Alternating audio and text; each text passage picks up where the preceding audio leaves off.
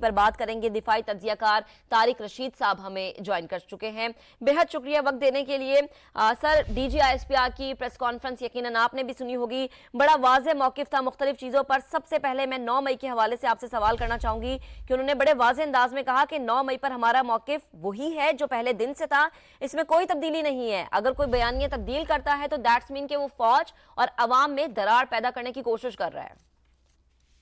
جی بالکل صحیح, انہوں نے اپنے موقف کو دہرایا, اور موقف یہی ہے کہ کوئی بھی شخص یا پارٹی یا کوئی تنظیم اگر پاکستان کی انٹرسٹ پہ, پاکستان کی کسی تنصیبات پہ, کسی سینسیٹیو جگہوں پہ کوئی اٹیک کرتا ہے تو اس کے خلاف ہماری زیرو ٹالرنس ہے, اور انہیں کیفر کردار تک پہنچایا جائے گا.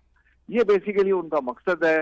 اور ساتھ ساتھ آپ دیکھ رہی ہیں کہ اس کے ساتھ باقی جیسے بلوچستان یا کے پی کے میں کچھ واقعات ہوئے ہیں, تو اس میں اس وقت حکومت نے بڑا کلیئر پیغام جو ملک دشمن قوتیں ان کو دیا ہے کہ کوئی چیز بھی جس سے پاکستان کا امیج خراب ہو یا اس کو نقصان پہنچے یا پاکستان کے انٹرسٹ کے خلاف ہو, اس کے خلاف ہماری آئندہ سے زیرو ٹالرنس ہو. جی ٹھیک ہے, طارق رشید صاحب ساتھ رہے گا. ندیم ملک صاحب سینئر اینکر پرسن ہمیں جوائن کر چکے ہیں. ملک صاحب کہیے گا, ابھی D G I S P R جب پریس کانفرنس کر رہے تھے تو انہوں نے بڑے واضح انداز میں کہا کہ بیرون ملک سے جو مہم چلا رہے ہیں ہم جانتے ہیں کہ یہ کون ہے اور کیوں چلا رہے ہیں. بے ضمیر ڈیجیٹل دہشت گرد چند پیسوں کی خاطر ملک کے خلاف زبانیں کھولتے ہیں یا باتیں کرتے ہیں. اس کیمپین کو یا اس بیانیے کو انہیں 2 حصوں میں تقسیم کر دینا چاہیے. ایک تو وہ گروپ ہے جو باقاعدہ کوشش کر رہا ہے کہ فوج کے اندر تقسیم ڈالی جائے, آرمی چیف کو ٹارگٹ کر کے تو یہ اکسایا جائے کہ یہ جو کچھ کر رہے ہیں وہ فوج یا پاکستان کے مفاد کے خلاف ہے. وہ ریٹائرڈ لوگ ہیں جن کے آرمی سے ہی ان کا تعلق ہے, ان کا ٹرائل بھی کریں, ان کے خلاف کارروائی بھی کریں, تحقیقات بھی کریں. لیکن اس کے اندر اگر پاکستان تحریک انصاف کے وہ سوشل میڈیا سے جڑے ہوئے کچھ ایسے بھی لوگ آ جائیں جو ان کے ووٹرز ہیں اور شاید ان کی حمایت کے اندر کچھ ایسی باتیں کرتے ہیں, تو وہ تقسیم ہمیں کر لینی چاہیے. ساروں کو ہمیں ایک ہی لاٹھی سے نہیں ہانکنا چاہیے. تو جو لوگ تو باقاعدہ کسی ایجنڈے کے اوپر, ان کے اوپر کوئی فائنینسنگ ہے, کوئی فورن فنڈنگ ہے, فورن گورنمنٹ انوالو ہے, ان کے ساتھ تو سلوک علیحدہ کرنا چاہیے. ان کو ڈیجیٹل ٹیررسٹ کہنا چاہیے. لیکن جو پاکستان تحریک انصاف کی حمایت میں فوج پہ تنقید کریں یا موجودہ حکومت پہ تنقید کریں کہ عمران خان کیوں جیل میں ہے, یا جو سختیاں ہوئی ان کے کئی لوگ اغوا ہو گئے, پریس کانفرنس کرنے کے بعد وہ رہا ہو گئے, تو اس کے اوپر اگر کوئی بندہ تنقید کرتا ہے تو اس کو اس صف میں شامل نہیں کرنا چاہیے. ہمیں تقسیم کرنی چاہیے. قوم کے وہ لوگ یا بچے جوان جو اپنا پولیٹیکل ویو ایک رکھتے ہیں, ایک اوپینین رکھتے ہیں اور اس کا اظہار کرنا چاہتے ہیں, ان کی راہ میں ہمیں کسی بھی ڈیجیٹل ٹیررسٹ کا نام لے کر یا کچھ اور کہہ کے رکاوٹ نہیں ڈالنی چاہیے. دوسری طرف پاکستان تحریک انصاف کے لیے بھی ایک باقاعدہ سوچ بچار کا مقام ہے. انہیں غور و فکر کرنا چاہیے کہ جو طریقہ کار انہوں نے حکومت میں آنے سے پہلے 2013 اور 18 کے درمیان, اور جو حکومت میں آنے کے بعد 2018 اور 22 کے درمیان اپنائے رکھا, جس میں ہر ایک شخص کو وہ اپنے سیاسی مخالف کو چور اور ڈاکو کے نام سے پکارتے تھے, جتنے جرنلسٹ تھے ان کے لیے جو القابات وہ استعمال کرتے تھے. 2022 کے بعد سے جس طریقے سے وہ فوج کے سربراہ کو بھی انہوں نے میر جعفر اور میر صادق کہہ دیا, کیا وہ بیانیہ درست ہے, پاکستان کے مفاد میں ہے یا نہیں ہے؟ تو دونوں فریق کچھ غور کریں تو درمیانی راہ نکلے گی. باقی اگر وہ ٹکراؤ والا راستہ اپنا لیا جائے تو اس کا انجام اچھا نہیں ہوتا, اس کا الٹیمیٹلی نقصان پاکستان کے لیے. جی ٹھیک, ملک صاحب ساتھ رہے گا. بریگیڈیئر ریٹائرڈ راشد ولی صاحب بھی ہمیں جوائن کر چکے ہیں, بہت شکریہ. راشد ولی صاحب کہیے گا, ایک امپورٹنٹ اور بھی ایشو تھا جس پہ D G I S P R نے گفتگو کی کہ بلوچ یکجہتی کمیٹی دہشت گرد تنظیموں کی پراکسی ہے. ایک ویڈیو بھی ہم نے دیکھی. بلوچ یکجہتی کمیٹی اور ان کی نام نہاد قیادت کا ملک دشمنوں سے گٹھ جوڑ ہے. ان کا طریقہ واردات بیرونی فنڈنگ پر جتھا جمع کرنا ہے, اور ساتھ ساتھ انہوں نے سوال کیا کہ یہ جو پیسے ہوتے ہیں, کیا کبھی کسی نے یہ سوال کیا کہ یہ پیسے آتے کہاں سے؟ اس پر تو کبھی کوئی بات نہیں کرتا. سر اس پہ کامنٹ کیجئے گا راشد ولی صاحب.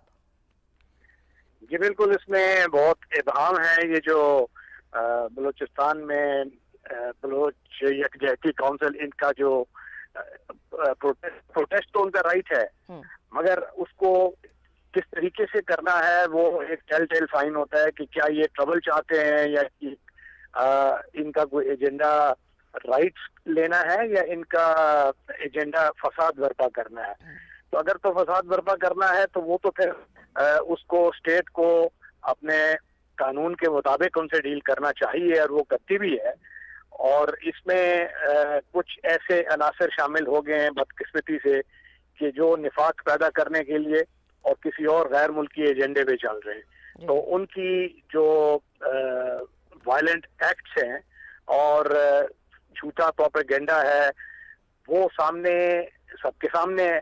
اب اس میں گورنمنٹ نے تو تمام کوشش کی ہے کہ ان کے ساتھ انگیج بھی کرے، ان کے زخموں پہ مرہم بھی رکھیں، اور ان کے لیے ایک پیکج کا بھی اناؤنس کیا گیا ہے مسنگ پرسنس کے لیے، ایون لیگل ایڈ دی جا چکی ہے. تو کون سا ملک ایسا کرتا ہے؟ تو ہمیں یہ تفریق کرنی پڑے گی کہ جو جینون رائٹس بیسڈ ایجیٹیشن ہے، اور دوسری جو کہ ایک غیر ملکی ایجنڈے پہ عمل پیرا ہو کے ایک مضموم مہم چلانا اور لوگوں کو گمراہ کرنا، اور وہاں پہ ایک ورچولی سیپریٹسٹ جو سینٹیمنٹ ہے اس کو فروغ دینا باہر کی جو ایکسٹرنل ایجنسیز ہیں ان کے بیہسٹ پہ. تو یہ کلیئر ٹیل ٹیل سائنز ہیں جس میں ہمیں بڑا کلیئر ہونا پڑے گا کہ ایسویج کریں جینون کنسرنس کو، اور جو کلپیبل ہیں ان کو ریٹریبیوٹیو ایکشن لے اسٹیٹ پراپرلی. صحیح. راشد ولی صاحب ایک اور چیز بھی واضح کیجیے گا، گوادر کا بھی ذکر آیا. گوادر پوری دنیا کے لیے پاکستان کا ایک ایسا علاقہ جو کہ بہت زیادہ آئی کیچی ہے، اسپیشلی اگر ہم بات کر لیں چائنا کے لیے یا جو خطے کے دیگر ممالک ہیں. اس میں انہوں نے بڑے واضح طور پہ کہا کہ گوادر میں حکومت کی رٹ قائم ہے، ایک مافیا پاکستان کی ترقی نہیں چاہتا.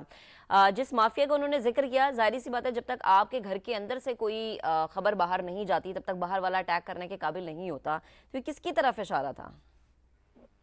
یہ انہی عناصر کی طرف اشارہ ہے جو کہ ڈس انفارمیشن پھیلا رہے ہیں سوشل میڈیا پہ، اور وہ نفرت میں اندھے ہو جاتے ہیں. سیاسی جو ڈفرینسز ہیں ان کو سیاسی طریقے سے بات چیت یا حل کرنے کے بجائے وہ ایک کلٹ ورشپ کی طرف چلے جاتے ہیں، اور تمام حدیں روبیکون کراس کرنا جس کو کہتے ہیں کہ جب آپ وہ پیٹریوٹزم سے ہٹ کے ایک کلٹ کی عبادت شروع کر دیتے ہیں تو پھر یہ ایسی چیزیں ہو جاتی ہیں جس میں آپ دشمن کی مدد کر رہے ہوتے ہیں. یہ اس کی طرف کلیئر ایک اشارہ تھا کہ جو انسٹیٹیوشنز کو نشانہ بنانا، انسٹیٹیوشنل جو فوج کی انسٹیٹیوشن ہے یا دوسرے کوئی ادارے ہیں ان کی قیادت کو کردار کشی کرنا صرف ایک کلٹ کی محبت میں، اور وہ اس میں فائدہ کس کو ہو رہا ہے؟ وہ باہر کی ایکسٹرنل ایجنسیز ہو رہا ہے، ہمارے جو ممالک ہیں جو پاکستان کی سلامتی کے طرف ہے. تو یہ تمام انتشار کا فائدہ ان کو جاتا ہے. صحیح. ٹھیک. راشد ولی صاحب ایک اور چیز ہے، آپ نے سیاسی ڈیفرنسز کی بات کی. ڈی جی ایس پی نے یہ بھی کہا کہ بدقسمتی سے جو ہم تنقید کرتے ہیں یا ہمیں نظر آتی ہے تنقید ہوتی ہوئی وہ سیاسی مقاصد کے لیے ہوتی ہے. تو آپ کو لگتا ہے کہ اب جس طرح سے چھوٹے بڑے آپریشنز کا انہوں نے ذکر کیا، اب وہ وقت آ چکا ہے کہ متحد ہو کے یک زبان ہو کے ان مافیاز کو پہچانا جائے اور سیاسی مقاصد کو بلائے طاق رکھ کے وطن عزیز کے لیے، ملک کے لیے سوچا جائے؟ جی بالکل، یہ تو ایک گیون ہے کہ یہ سیاست اپنی جگہ ہے اور جو ملک کے مفادات ہیں وہ مقدم ہیں، وہ ہمیشہ کے لیے ہوتے ہیں. اس میں تمام جو ہماری سیاسی ڈفرینسز ہیں ان سے بالاتر ہو کے سوچنا ہوگا، اور کسی بھی پارٹی کو، کسی بھی شخص کو وہ سٹیٹس نہیں دیا جا سکتا کہ وہ ملک کی سلامتی اور اس کے اداروں کی جو اس کی ایک آنر ہے اس سے بالاتر ہو. تو یہ ایک چیز ہے جس پہ ہمیں یکسوئی سے فیصلہ کرنا ہوگا.